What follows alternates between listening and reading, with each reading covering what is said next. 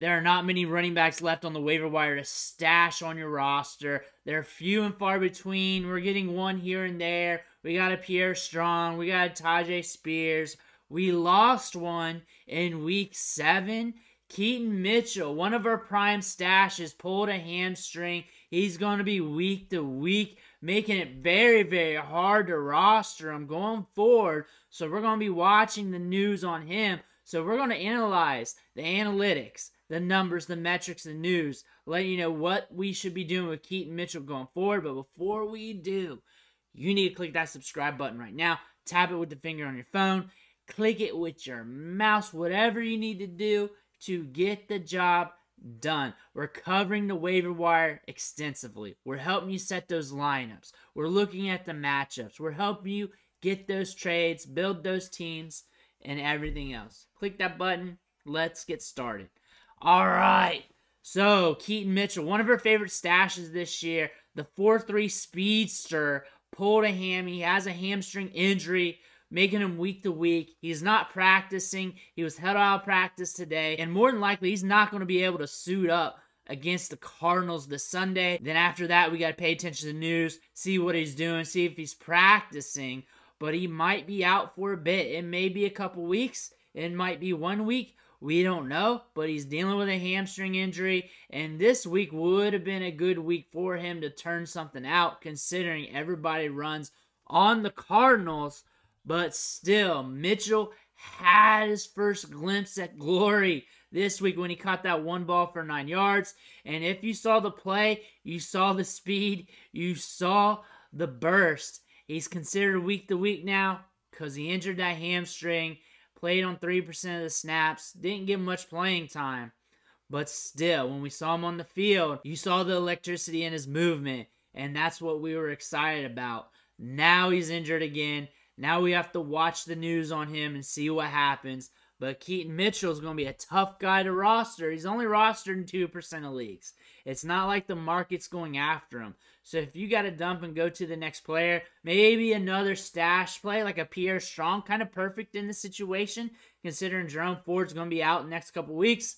Maybe he hits for you, and you can deal him or use him or whatever you need to do. Another 4.3 speedster running back, and now you pick up Mitchell later if he comes back, starts showing some promise, or you pick up a guy like Tajay Spears or another running back. Maybe like a Zach Charbonnet and see if something happens to Kenneth Walker. Looking for another stash play at the position.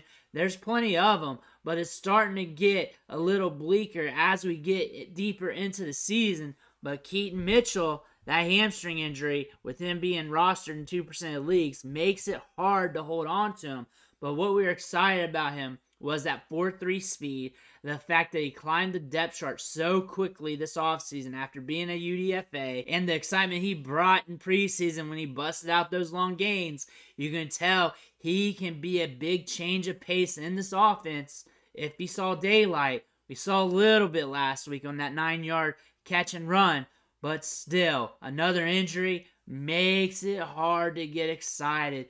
But still, you got to pay attention to him just in case here over the next few weeks. When we look at this backfield, Gus Edwards had himself a day last week, but prior to that, nobody was getting it done. Justice Hill has some burst and gives you a carry here and there where it excites you, but still not turning out the production.